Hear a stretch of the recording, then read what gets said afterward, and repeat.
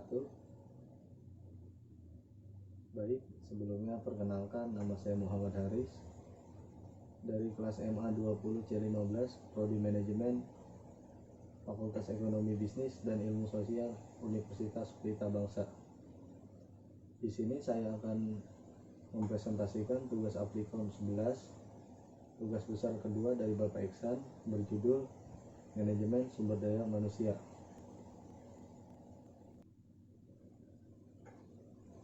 Kenapa saya memilih judul Manajemen Sumber Daya Manusia?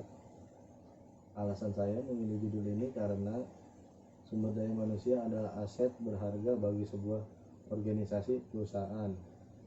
Pasalnya, sumber daya manusia inilah yang berperan sebagai penggerak perusahaan. Kinerja sumber daya manusia mencerminkan keberhasilan perusahaan. Karena itu, cara untuk mengelola sumber daya manusia sangat penting untuk dipelajari. Dan saya ingin memahami dampak sumber daya manusia terhadap kelangsungan dan perkembangan perusahaan. Mempunyai motivasi yang tinggi untuk melakukan pengembangan berkelanjutan dalam bidang sumber daya manusia dan perumusan regulasi terkait perekrutan, pelatihan, kompensasi, dan fasilitas karyawan.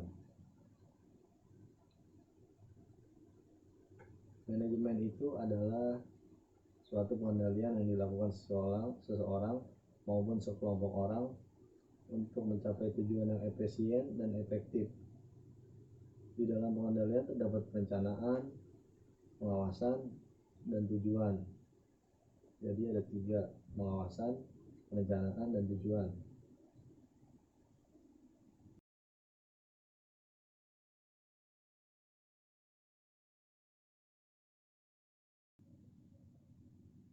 Apa itu manajemen sumber daya manusia?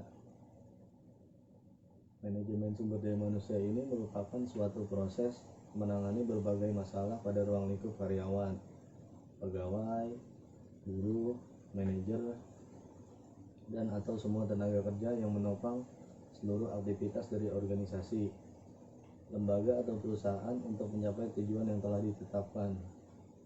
Divisi HR merupakan divisi yang mengelola manajemen sumber daya manusia ini, akan menyediakan pengetahuan tentang perusahaan, peralatan yang dibutuhkan, pelatihan, layanan administrasi, pembinaan, saran hukum, serta pengawasan dan manajemen talenta. Semua hal tersebut dibutuhkan demi mencapai tujuan perusahaan. Tak hanya itu, divisi ini juga memiliki tugas dan tanggung jawab untuk mengembangkan perusahaan dengan menerapkan seluruh nilai dan budaya perusahaan, dan juga memastikan bahwa perusahaan memiliki tim yang baik dan solid dan memahami pemberdayaan karyawan.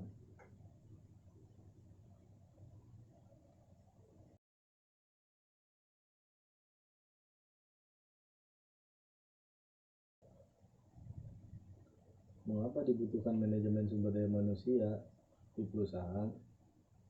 Perusahaan membutuhkan manajemen sumber daya manusia agar mampu menciptakan keseimbangan antara tujuan, sasaran, kegiatan dari berbagai pihak. Selain itu, tujuan manajemen sumber daya manusia juga dibutuhkan untuk mencapai efisiensi dan produktivitas kerja.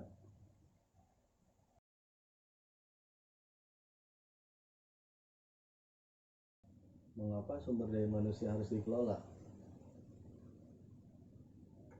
Manajemen sumber daya manusia sangat diperlukan guna meningkatkan produktivitas serta efektivitas dan efisiensi di dalam penggunaan sumber daya manusia, sehingga apa yang menjadi tujuan dari organisasi akan dapat tercapai sebagaimana mestinya.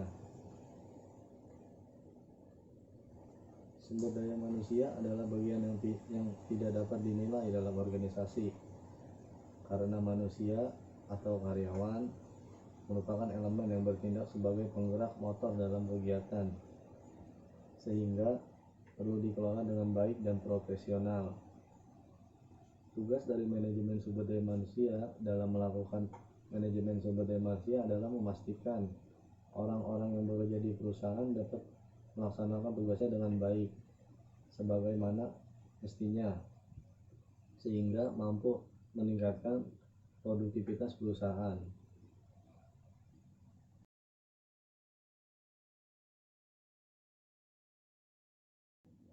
Tujuan manajemen sumber daya manusia.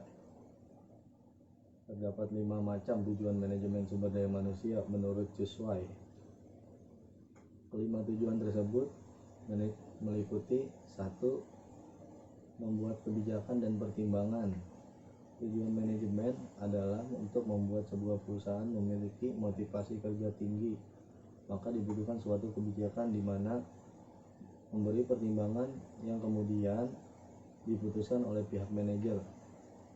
Yang kedua, membantu perusahaan mencapai tujuan, memberikan dukungan. Yang keempat, menyelesaikan masalah. Yang kelima, media komunikasi yang baik.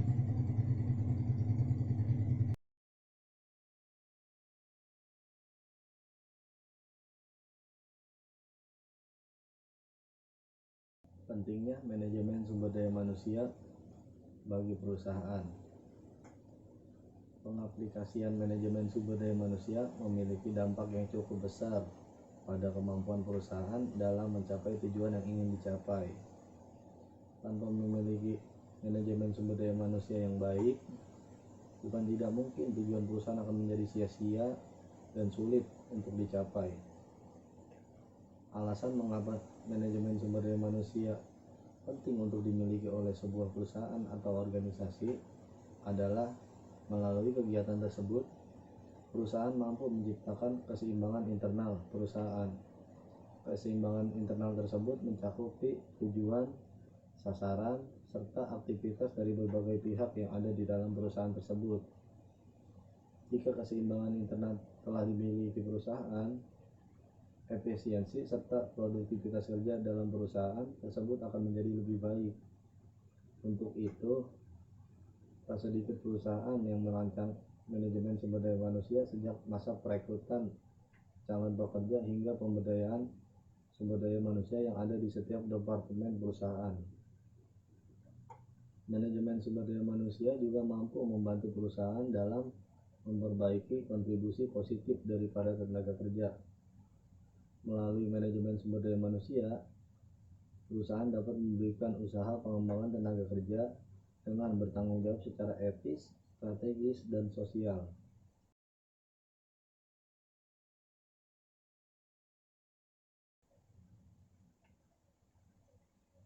Apa dampak negatif dari pengelolaan sumber daya manusia yang buruk?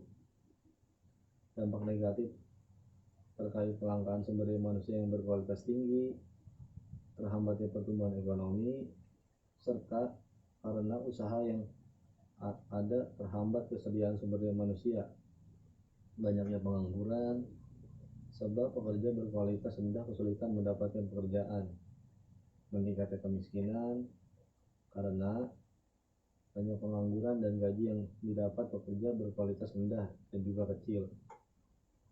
Sumber daya manusia adalah sumber daya yang paling penting dalam perekonomian, sebab manusia dapat memanfaatkan sumber daya manusia yang lain seperti sumber daya alam dan modal dengan sebaik-baiknya jika memiliki pengetahuan, pendidikan, dan teknologi untuk melakukannya.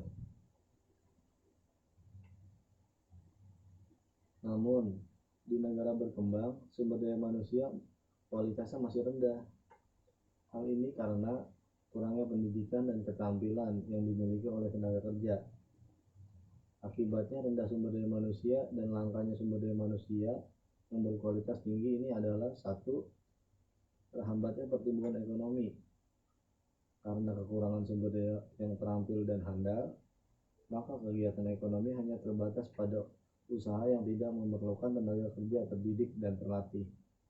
Misalnya, bila suatu daerah kekurangan tenaga operator pabrik, maka hanya ada peluang usaha seperti pertanian dan perkebunan.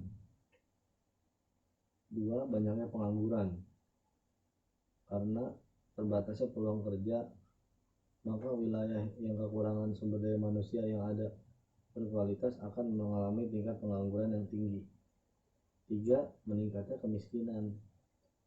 Pengangguran tinggi pada giliran juga meningkatnya kemiskinan, sebab pendapatan masyarakat. Selain itu, dengan sumber daya manusia yang berkualitas rendah, jenis pekerjaan yang dapat dikerjakan juga jenis penghasilan yang kecil. Mungkin sekian presentasi saya. Bila ada salah kata mohon dimaafkan. Wabillahi taufiq wal hidayah. Wassalamualaikum warahmatullahi wabarakatuh.